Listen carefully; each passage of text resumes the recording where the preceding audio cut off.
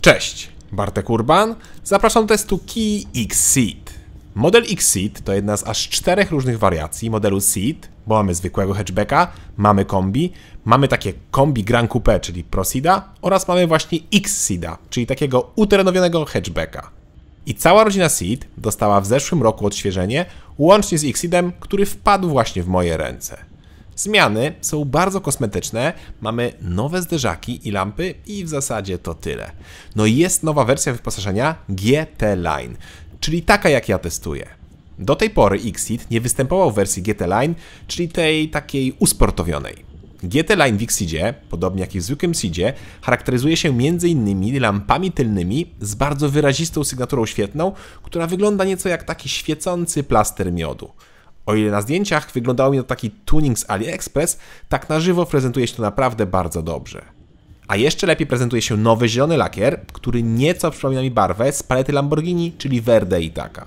No w takim kolorze i w GT Line auto wygląda naprawdę bardzo dobrze i zwraca na siebie uwagę. Wróćmy jednak jeszcze do świateł, bo ile producent popracował nad tylnymi lampami, tak nieco zapomniał o przednich i o technologii świecenia. X-Seed wciąż nie ma matrycowych LEDów, a to już większość konkurencji ma. Co prawda w opcji, ale ma.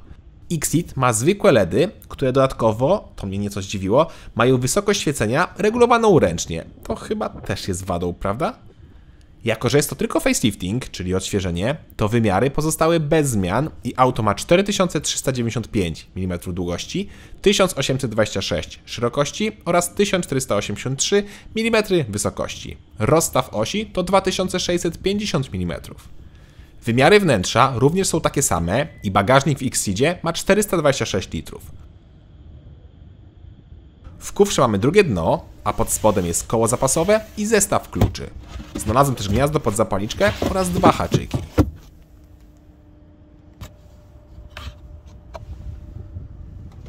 Bagażnik można też powiększyć poprzez położenie tylnej kanapy.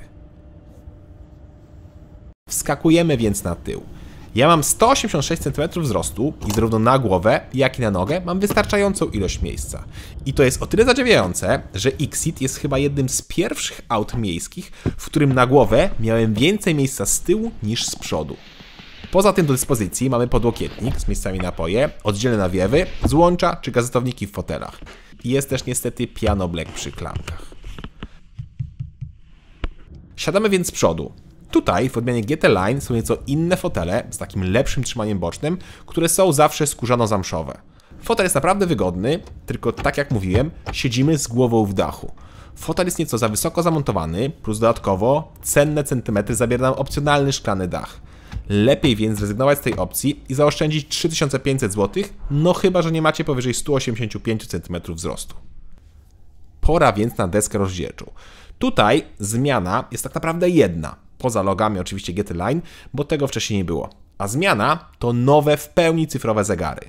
Nowe, bowiem przed liftem też można było mieć w pełni cyfrowe zegary, ale teraz mają one nieco inny wygląd. I podobnie jak przed liftem, tak i teraz nie są one standardem. W 2 podstawowych wyposażeniach mamy klasyczne zegary, a dopiero 2 najwyższe wyposażenia mają te cyfrowe zegary.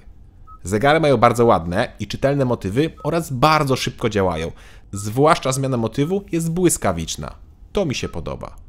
Zresztą ekran główny też działa nieźle i tutaj podobnie jak przed liftem można mieć taki wielki ekran jak w testowanym egzemplarzu, czyli 10,25 cali, albo mniejszy o rozmiarze 8 cali.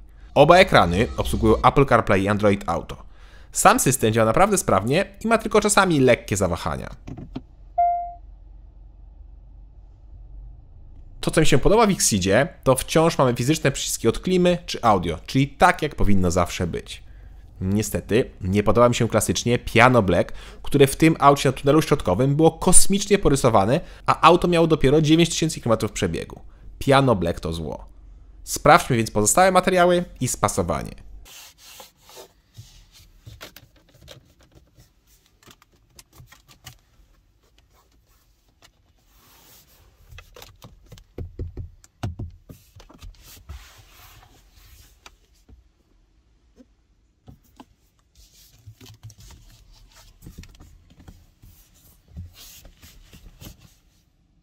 Niestety, jak słyszeliście, słychać sporo skrzypnięć, a i sama jakość niektórych plastików jest średnia.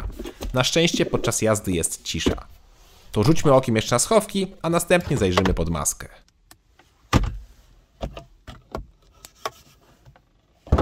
A pod maską do wyboru mamy tylko dwie jednostki. Jedna benzynowa turbo oraz jedna benzynowa wolnossąca PHEV, czyli technologia plug-in. Zwykła benzyna to 1.5 turbo, 4 cylindry o mocy 160 koni, a PHEV to wolnossąca 1.6 połączone z elektrykiem, co łącznie daje nam 140 koni. Ja do testu wybrałem oczywiście odmianę 1.5 turbo. Tak ten silnik brzmi.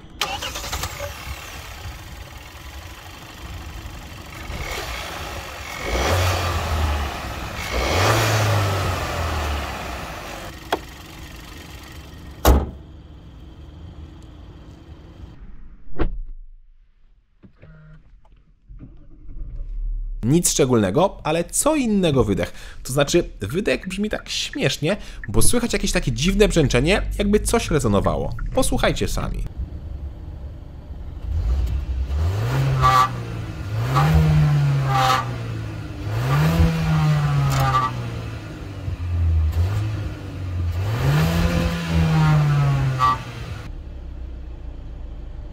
Dziwne, co?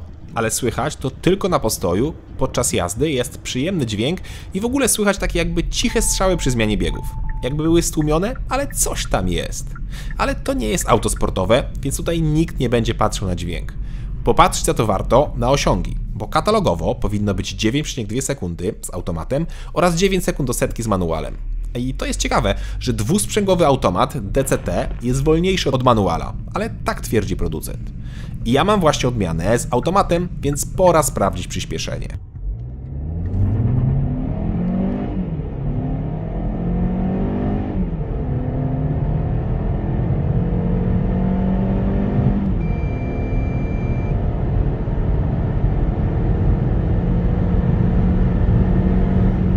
Wynik to 8,7 sekundy, czyli o pół sekundy szybciej niż deklaruje producent. Bardzo ładnie. I to bez żadnej procedury startu, czy nawet bez startu z hamulca. Oraz jak słyszeliście, z lekkim uślizgiem kół. No właśnie, Xceeda nie da się kupić z napędem 4x4 i moim zdaniem to błąd. Jakby to auto dało się kupić w opcji z 4x4, to byłoby jeszcze lepiej. Tylko wtedy przydałby się nieco mocniejszy silnik, taki jak na przykład był do pewnego czasu oferowany w przedlifcie, czyli 1.6 turbo 204 konie. Jest na kanale taki test właśnie z Xceeda z silnikiem 204 konie i tam pojawiały się problemy z trakcją przy 50 czy 60 km na godzinę, więc 4x4 tam by bardzo się przydał. No ale widocznie producent nie chce zabierać klientów od nieco większej Kii Sportage, stąd też Xceed ma napęd tylko naprzód. I to czuć, jak szybko wejdziemy w zakręt, czuć podsterowność, ale to naprawdę trzeba mocno przesadzić z prędkością. Przy zwykłej jeździe tego nie odczujemy. Samo zawieszenie jest nieco sztywniejsze niż można by się spodziewać i jest tak jakby więcej sportu niż komfortu, ale bez przesady.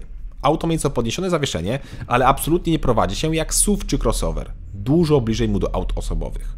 Układ kierowniczy jest precyzyjny, zawieszenie sztywne, ale tak jak mówię, nie super sztywne. Jeśli miałbym porównać to z jakąś konkurencją, to jest bardzo podobnie do sztywności, z której słyną Volkswageny, czyli jest dobrze. Gorzej jest ze skrzynią biegów. Otóż tak jak mówiłem, jest to dwusprzęgowa skrzynia, która ma jeden problem. Ale zanim o nim powiem, to najpierw pokażę elastyczność i reakcję na gaz.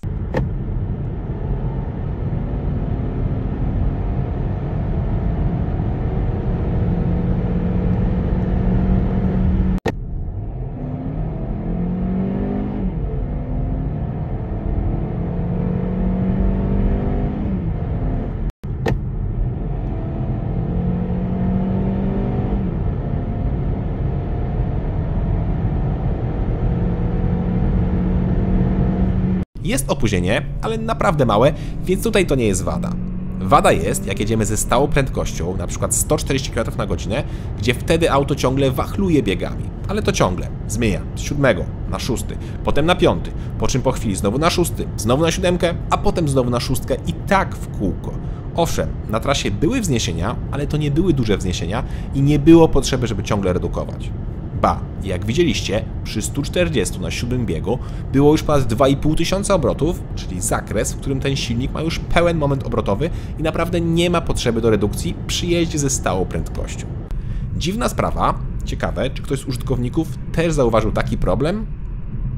a tym samym nie jestem pewien co do moich pomiarów spalania, bo przy 120 km na godzinę również miałem te wahania skrzyni biegów. No ale podam je i tak.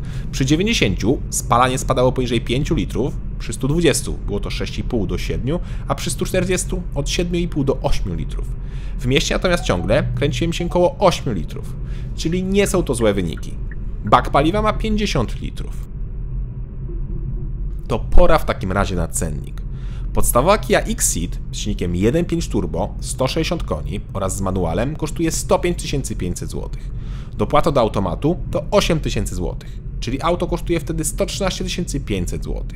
Jeśli chcemy kupić wersję plug-in, to wtedy trzeba wyłożyć minimum 151 000 zł, czyli auto jest o 22 000 zł droższe niż wersja 1.5 turbo, więc to się nie opłaca. Odmiana 1.5 jest optymalna, chociaż nieco szkoda, że nie ma w ofercie np. turbo diesla. Wersja GT Line startuje od 141 500 zł za manuala oraz od 149 500 zł za automat, a mój egzemplarz kosztował 155 000 zł, bo miał dorzucone dwa dodatki: szklany dach za 3500 zł oraz ten specjalny lakier za 2900 zł. Poza tym miał wszystko co się da. I tak, jest drogo, ale jak doposażymy sobie konkurencję, to tam cena jest jeszcze wyższa. Aha, i jeśli ktoś zastanawia się, jaka jest różnica w cenie pomiędzy tą samą wersją silnikową i wyposażenia, pomiędzy Ceedem a X-Ceedem, to różnica wynosi 1100 zł, ale tylko dla wyposażenia M. Dla wyposażenia L to jest już 10 000 zł, a dla Business i GT Line jest to już 15 000 zł. Kia X-Ceed to naprawdę bardzo dobra propozycja. Świetnie wygląda, nic nie udaje, jest w miarę uniwersalna, praktyczna, ma wyższe zawieszenie, nieźle jeździ, ma dobre osiągi i akceptowalne zużycie paliwa. Z wad to skrzynia biegów, która zachowuje się nieco dziwnie i ciągle żongluje biegami, jakość materiałów mogła być lepsza oraz technologia świateł nawet w opcji nie jest na tym poziomie co konkurencja. Poza tym nie ma się do czego przyczepić. Naprawdę kawał solidnego samochodu. Cześć!